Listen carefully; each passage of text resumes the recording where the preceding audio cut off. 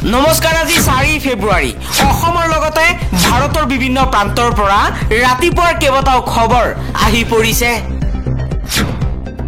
এই মুহূৰ্তত জনাই আছো এটা ব্ৰেকিং নিউজ আলফা স্বাধীনলৈ কেন্দ্ৰীয় চৰকাৰৰ চকচ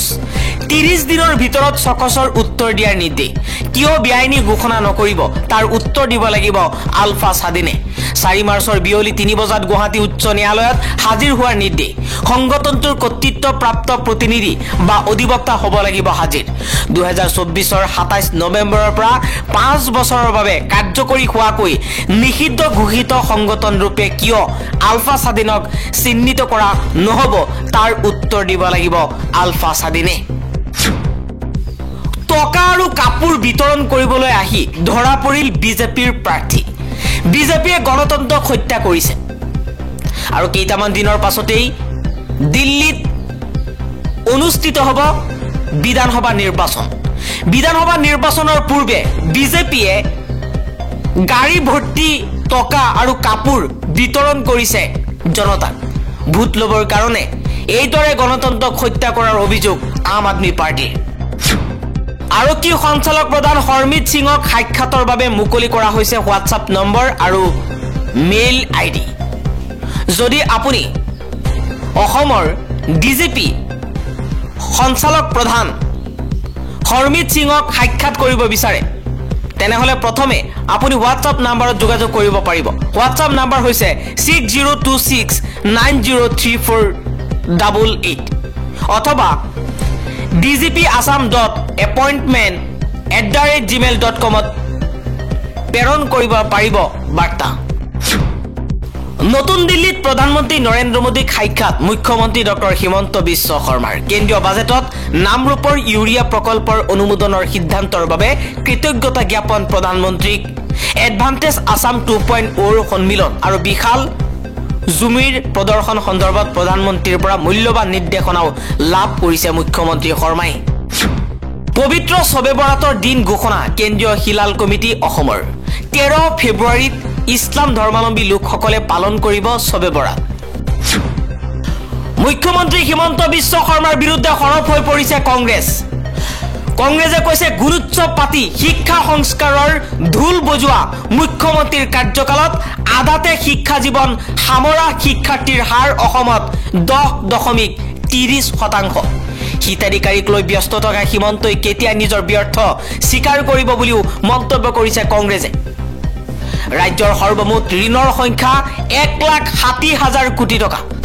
ঋণ লৈ সৰক জিনিব খোজা হিমন্তই কেতিয়া নিজৰ ব্যৰ্থতা স্বীকাৰ কৰিব অবৈধ কয়লা সিন্ডিকেটত নাম হাঙুৰ খোৱা দেৱলাল গাৰ্লুছ আৰু পত্নীৰ বিৰুদ্ধে তদন্ত ঘোষণা নহল দুৰ্নীতিৰ বিৰুদ্ধে শূন্য সহনশীল হিমন্তই কেতিয়া নিজৰ ব্যৰ্থতা স্বীকাৰ কৰিব তাক লৈ প্ৰশ্ন কৰিছে কংগ্ৰেছে বিগত 3 বছৰত 373 বিঘা কৃষিভূমি ঔদ্যোগিক শ্ৰেণীলৈ পৰিৱৰ্তন কৰি বহিৰাগত বনিয়াক বিক্ৰী কৰা হৈছে খিলঞ্জিয়াক পেটে ভাতে মৰা হিমন্তই কেতিয়া নিজৰ ব্যৰ্থতা স্বীকাৰ কৰিব স্বাস্থ্য মন্ত্ৰীৰ নিৰ্লজ্জ স্বীকাৰোক্তি সমগ্ৰ অসমত চিকিৎসকৰ অভাৱ গাঁৱত চিকিৎসক নাই দিনে নিশাই মেডিকেল কলেজৰ ফিটা কটা হিমন্তই নিজৰ ব্যৰ্থতা কেতিয়া স্বীকাৰ কৰিব অসমৰ মুছলমানক লৈ এইবাৰ বিতৰ্কিত মন্তব্য কৰিছে শিখা শৰ্মাই ফেচবুক পোষ্টৰ জৰিয়তে কৈছে যে মুছলমানৰ দমলৈ আমি কেয়াৰ নকৰো অসম সাহিত্য সভা আৰু মুছলমানক লৈ প্ৰশ্ন কৰিছে শিখা শৰ্মাই কৈছে আজি হাজুত মুছলমানে অসম সাহিত্য সভা মুৰ্দাবাদ ধ্বনি দি প্ৰতিবাদ কৰিছে আমাৰ হাঁহি উঠিছে আৰু অসম সাহিত্য সভাৰ সিদ্ধান্তক আমি আদৰণি জনাইছো ধন্যবাদ অসম সাহিত্য সভা শিখা শৰ্মাই কৈছে তোমালোকে অসমীয়া ভাষাত প্ৰাৰ্থনা কৰা অসমীয়া ভাষাৰ মা দেউতা ককা আইতা বুলি কোৱা ইন্তেকাল নহয় মৃত্যু হল বুলি কোৱা জন্নত নহয় স্বৰ্গ বুলি কোৱা জহন্নাম নহয় নৰক বুলি কোৱা দুৱা নহয় আশীৰ্বাদ বুলি কোৱা নিকা নহয় বিয়া বুলি কোৱা মছজিদত বিহু পালন কৰা তাৰ পাছত কবা যে তোমালোক অসমীয়া কেৱল অসমীয়া ভাষাত কথা পাতিলেই তোমালোক অসমীয়া নোহোৱা অসমীয়া স্কুলত পঢ়িলেই তোমালোক অসমীয়া হৈ নপৰা অসমীয়া হ'বলৈ হলে মাৰাক মা বুলি মাতিবা আম্মা নহয় দেউতাৰাক আব্বা নহয় দেউতা বুলি মাতিবা চাহৰ লগত নাস্তা নিদিবা জলপান দিবা মৰহুম বুলি নকবা স্বৰ্গীয় বুলি কবা ধৰ্মই যিয়েই নোলোৱা কিন্তু ভাষাটোতো অসমীয়া হ'ব লাগে। অসমীয়া ভাষাত আব্বা আম্মা ভাইজান জন্নত জহন্নাম নিকা ইন্তেকাল মৰহুম আদি কোনো শব্দ নাই। অসম সাহিত্য সভা অসমীয়া ভাষাৰ চৰ্চা হোৱা অনুষ্ঠান। তাত অধিকাৰ পাবলৈ হ'লে আগতে নিজৰ দায়িত্ব পালন কৰা আৰু অসম সাহিত্য সভাত অধিকাৰ পাবলৈ হ'লে আৰবী শব্দৰ প্ৰয়োগ প্ৰচাৰ আৰু প্ৰসাৰ বন্ধ কৰি অসমীয়া ভাষাৰ প্ৰয়োগ প্ৰচাৰ আৰু প্ৰসাৰ প্ৰতি মুহূৰ্ততে কৰা। অসমীয়াত কলিমা পঢ়া, অসমীয়াত আজান দিয়া, অসমীয়াত চব কৰা। তাৰ পাছত অসম সাহিত্য সভাত নিজৰ অধিকাৰ বিচাৰিবা। পুৱতি নিশাৰে পৰা ৰাতিলৈ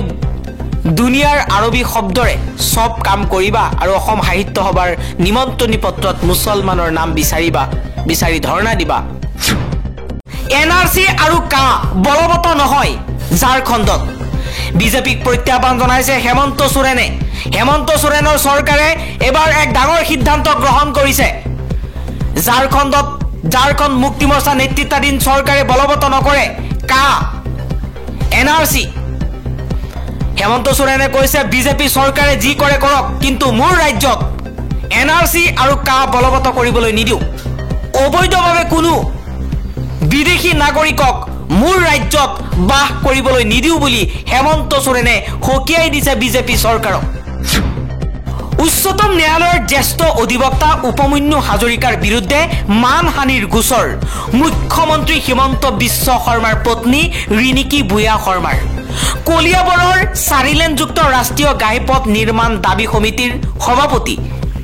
মিনু শইকীয়া, সম্পাদক প্ৰদীপ লস্কৰ সহ আন 4 গৰাকীৰ বিৰুদ্ধেও একেই গোচৰ মুখ্যমন্ত্ৰীৰ পত্নীৰ। 10 ফেব্ৰুৱাৰীত 68/2025 নম্বৰ গোচৰটোৰ শুনানি অনুষ্ঠিত হ'ব কামৰূপ মহানগৰ মুখ্য ন্যায়িক দণ্ডাধীশৰ আদালতত। 23 জানুৱাৰীত সংবাদমেলত 4 লেনযুক্ত ৰাষ্ট্ৰীয় ঘাইপথ নিৰ্মাণ